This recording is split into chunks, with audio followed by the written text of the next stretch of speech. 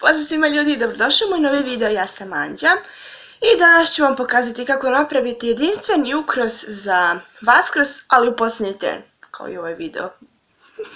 Pa, hajmo da počnemo. Na ekranu možete vidjeti potrebne sastojke, a to su pirinač, čarapa, makaze, gumice, flomaster i neka trakica. Prvo ću čarapu napuniti.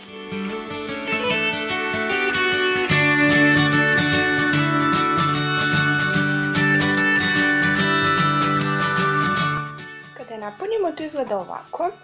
I prvo ćemo vezati ovo gore.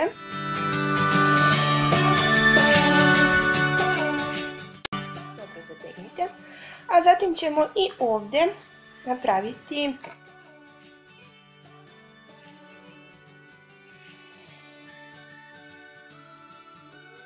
ovo je samo početni oblik našeg zeca.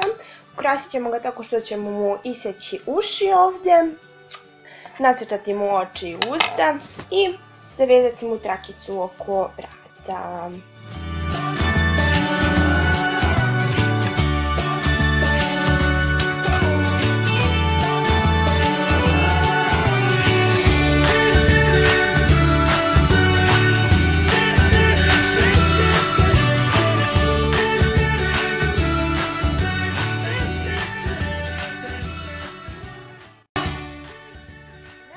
Zeka Peka je gotov.